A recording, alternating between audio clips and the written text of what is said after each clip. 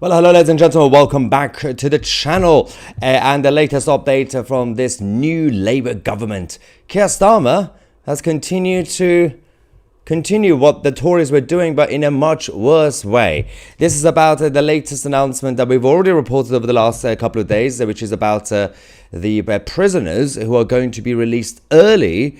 The Tory government started this, by the way, but it's getting to a new level because we're actually talking about what type of prisoners are being released and what about the foreign criminals. Wow, this video is going to dive deep into this absolute scandal.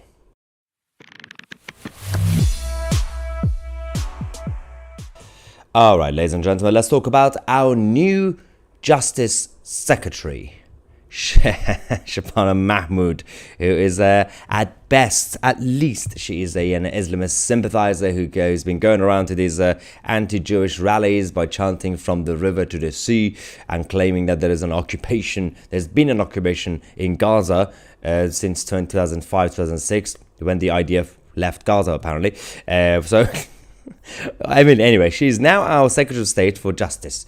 She's in charge of our prisoners, our police officers, our prisons in general, and also, of course, all the other issues that we have when it comes to judiciary, judges and lawyers. But one thing that came out, and I thought that because of the pressure coming from not just us, but the rest of the media as well, I thought they're going to make some sort of U-turn. I thought the Labour government are going to change their mind, or at least make sure that they do this the right way. What I'm talking about is releasing the prisoners early because we don't have prison space unless you are Tommy Robinson. Now, more than 10,000 prisoners have already been released early under Rishi Sunak's government between October last year, 2023, and June this year.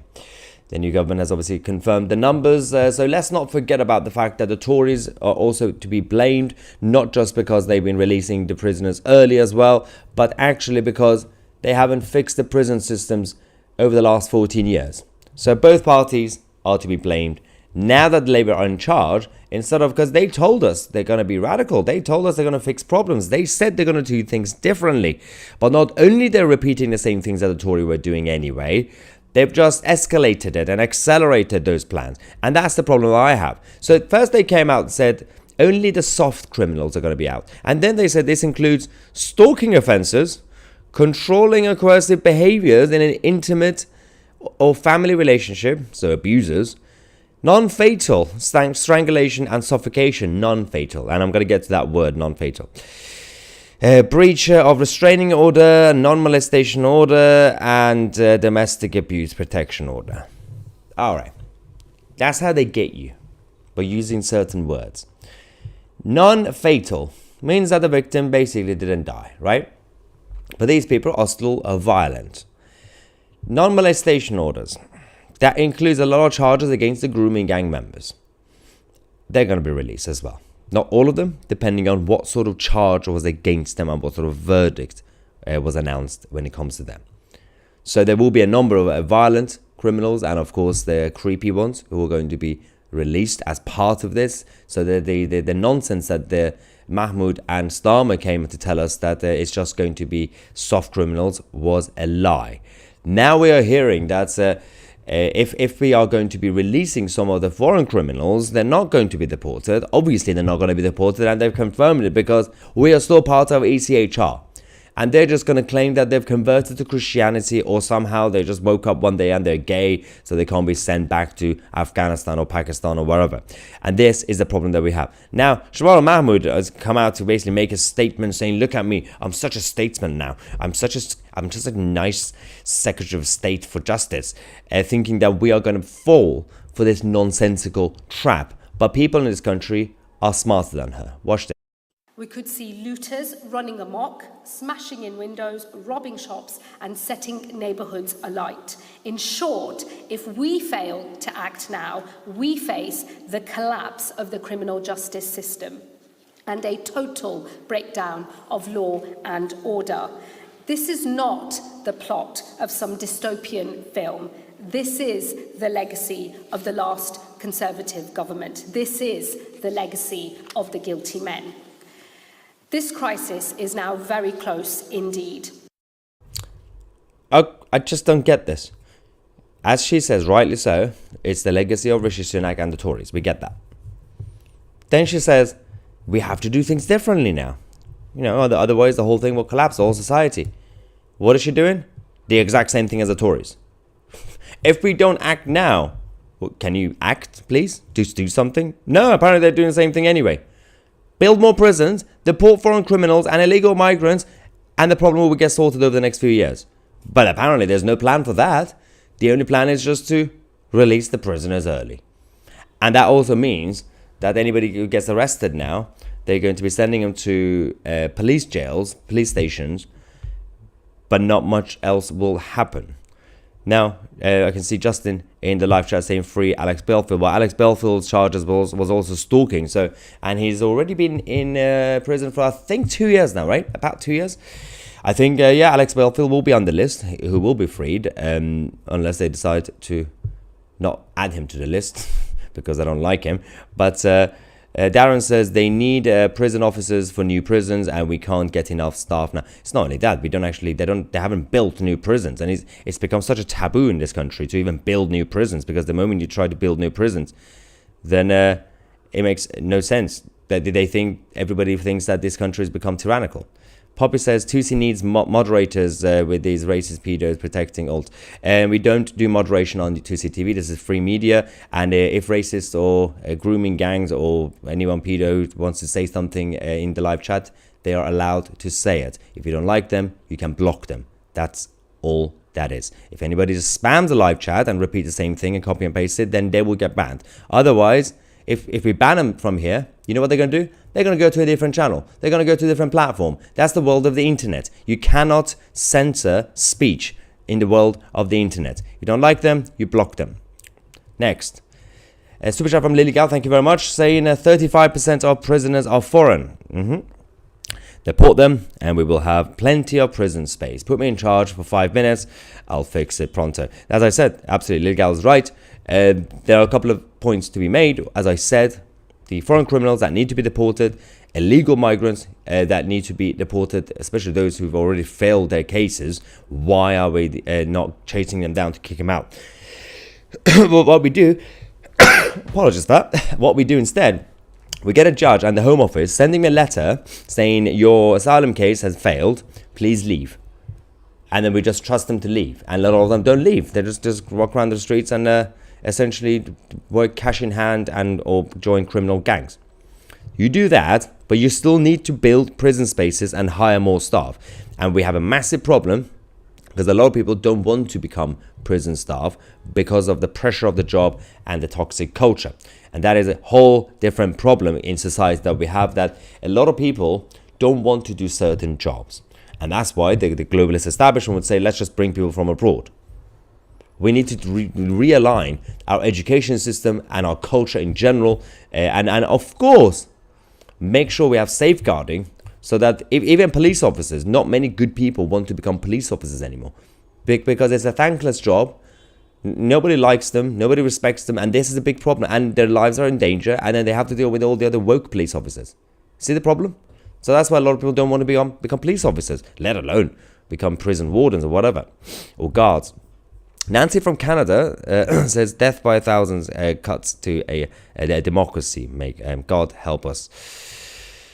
Things are just going to get worse in the UK, guys. The listener says, thank you for your super chat. Bring back the ball and chain on release. I mean, if you simply make the prison system, you need 2 tiers.